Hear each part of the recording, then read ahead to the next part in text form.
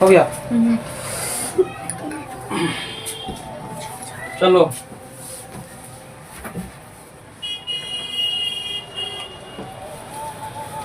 पिछले क्लास कहाँ तक हुआ था?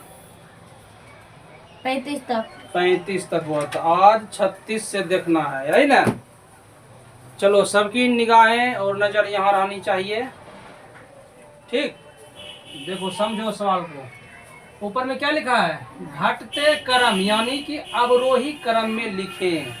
या घटते क्रम बोलेगा या अवरोही क्रम बोलेगा, दोनों का मतलब सेम होता है, यानी एक के होता है दोनों का मतलब ना। घटते क्रम मतलब क्या? अवरोही क्रम। अवरोही क्रम मतलब क्या? घटते क्रम ना। तो घटते क्रम में सबसे पहले किसको लिखेगी?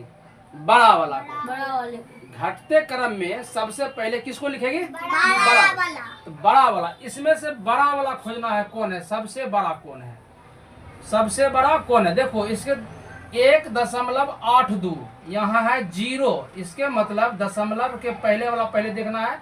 दशमलव पहले 1 है, यहाँ दशमलव पहले 0 है, दशमलव पहले 0, दशमलव पहले 1। अब देखो दशमलव के पहले जो रहेगा वही सबसे बड़ा होगा उसमें से। देखो इसमें 0 है, 0 है, दोनों बड़ा नहीं है अभी। इसमें दोनों देखते हैं कौन बड़ा है इसमें तो ना। तो दशमलव के बाद तुरंत 8 है और दशमलव के बाद देखो 0 है, इसका मतलब ये छोटा हो गया। अब ये बड़ा हुआ। सबसे बड़ा कौन हुआ? ये। इसका मतलब 1.8 और 2 क्या हुआ? सबसे बड़ा हुआ ना। सबसे बड़ा कौन सी हुआ? 1.82। उसके बाद अब ये तीनों में खोजेंगे। देखो सबसे बड़ा, ये तीनों में सबसे बड़ा ये हुआ। ये तीनों में सबसे बड़ा ये हुआ।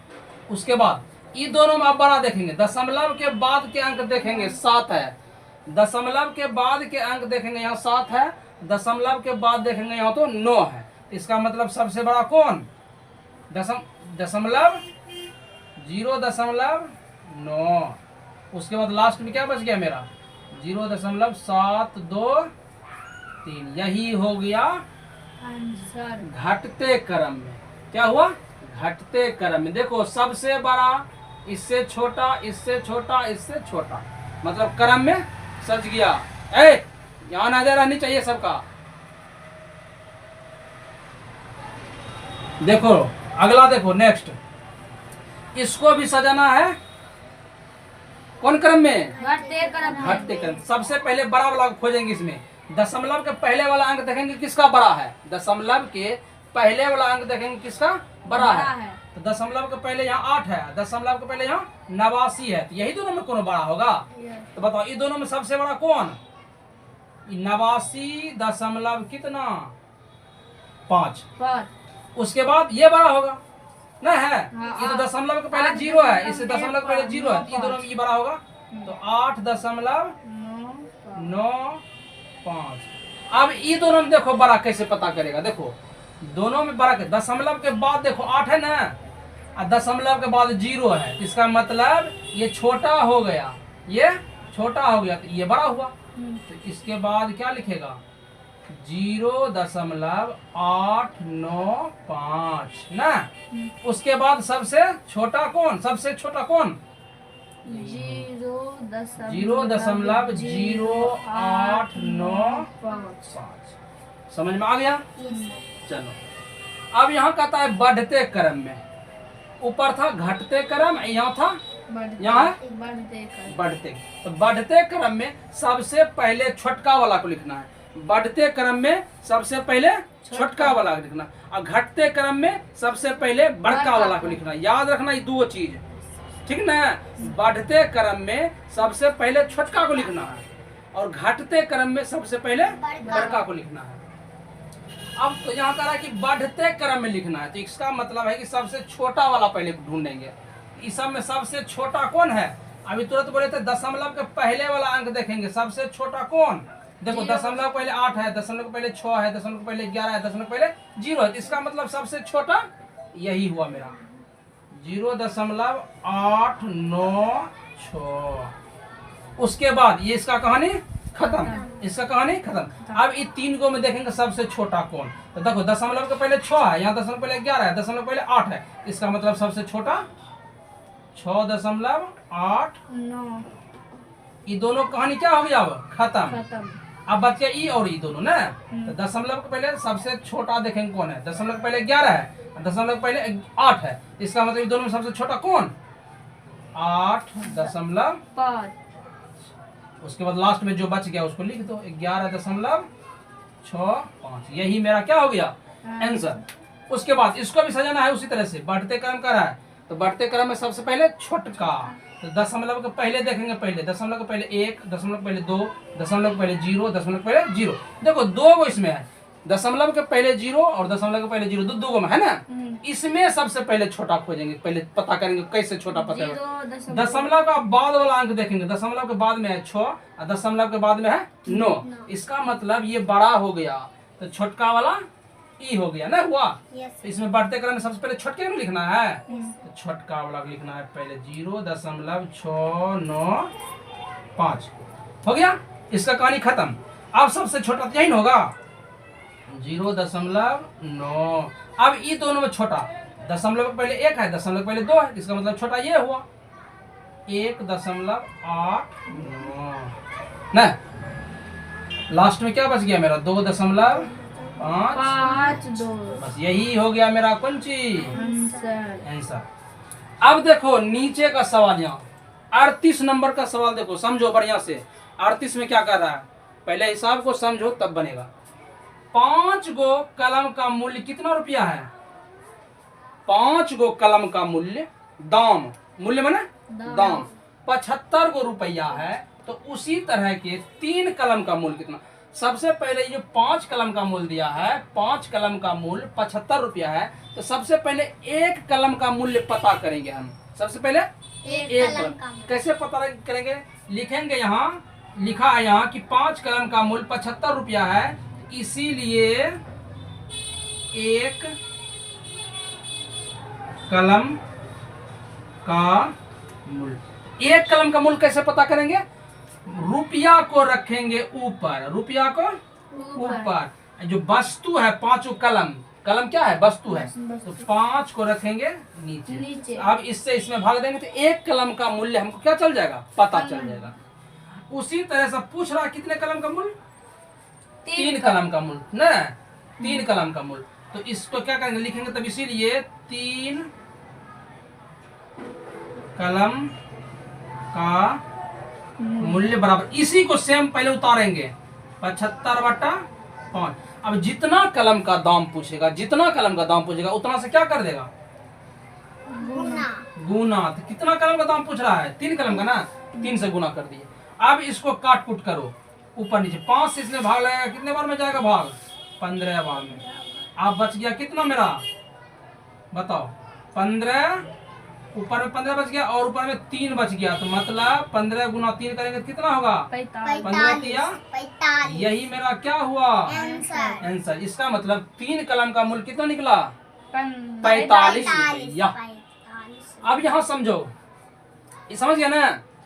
अब समझो 39 नंबर, एक वो बंडल है, एक बंडल है गड्डी, एक बंडल मतलब गड्डी, रुपया की गड्डी देखिए ना।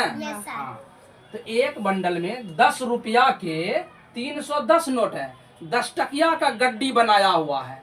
कितने नोट हैं, 310 नोट। अब कह रहा है कि कुल मिलाकर के कितने रुपया होगा, कुल मिलाकर के कितने रुपया। मान लो 10 टकिया का 5 गो है, 10 टकिया के 5 गो नोट है, 10 टकिया का 5 गो नोट है। तो बोलेंगे कितने रुपया हुआ, कुल कितने रुपया, 50 रुपया। क्या कि उसमें गुना कर देना है, क्या करना है उसमें, जैसे 10 टकिया कितने रुपये का नोट है, 10 रुपये का नोट, और कितने नोट है, 310 नोट। तो इसको लिखेगी कैसे, 310 गुना कर देगी किससे, 10 से। तो जब इसको दोनों को गुना करेगी तो कितना बन जाएगा, 3100 रुपया। दोनों को गुना करना है, 3100 रुपया मेरा क्या हो गया, कुल रुपया कितना मेरा हो गया, 3100 रुपया। ठीक।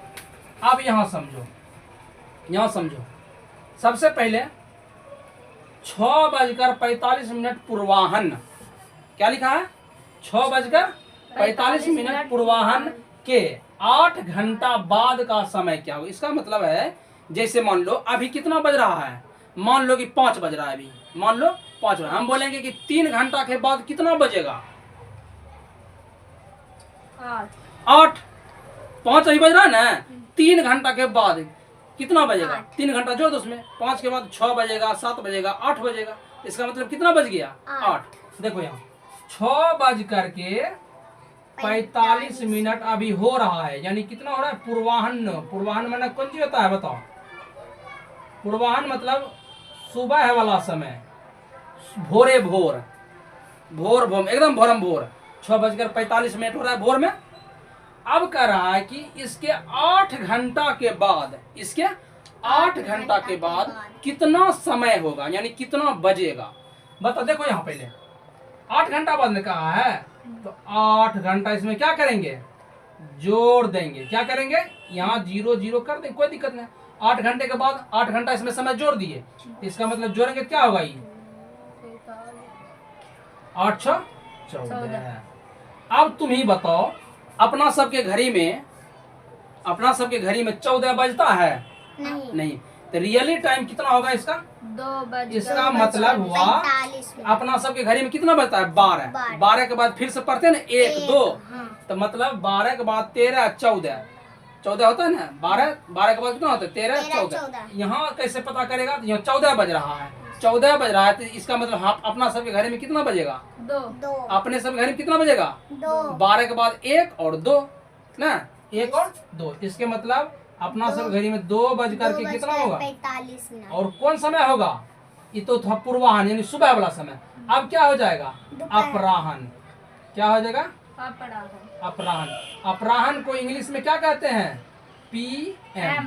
क्या कहेंगे PM। एक मतलब अब 12 बजे के बाद के समय क्या कहेंगे PM। इंग्लिश में अपराह्न का समय हो गया। अब कौन समय हो गया अपराह्न का समय आ गया। चलो अब इसके बाद देखते हैं अगला सवाल। इसके बाद अगला सवाल है ना, कह रहा है एक कमीज में 1 मीटर 85 सेंटीमीटर कपड़ा लगता है ना। ये वो कमीज बनाते हैं हम लोग, एक कमीज बनाने में कितना कपड़ा लगता है। देखते हैं इस सवाल को, लास्ट सवाल। मिटा इसको। यस। चलो चलो देखो, यहाँ देखो 41 नंबर का सवाल है कि एक कमीज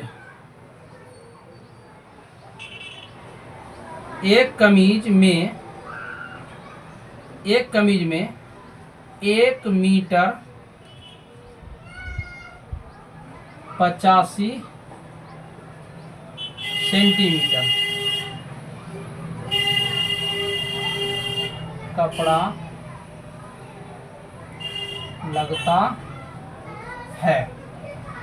कपड़ा लगता है, तो 2 कमीज में कितना कपड़ा लगेगा। बस एकदम आसान है, सिंपल है बनाना। एक शर्ट बनाने में एक क्या कहते हैं, एक कमीज बना शर्ट, कमीज बना शर्ट। तो एक कमीज बनाने में कितना कपड़ा लगता है, पहले एक दोनों तरफ मीटर सेंटीमीटर लिखना है, लिख देंगे यहाँ पहले मीटर, उसके बाद सेमी यानी सेंटीमीटर ना। तो एक कमीज बनाने में हमको लगता है 1 मीटर 85 सेंटीमीटर 85 सेंटीमीटर। उसके बाद कह रहा कितना कमीज बनाना है हमको, 2 कमीज बनाना है। तो इसको सिंपली 2 से क्या कर देना है, गुना कर देना। 5 दूनी 10 के 0 बाकी 1, 8 दूनी 16 1 17 बाकी 1 2 एकम 2 1 3।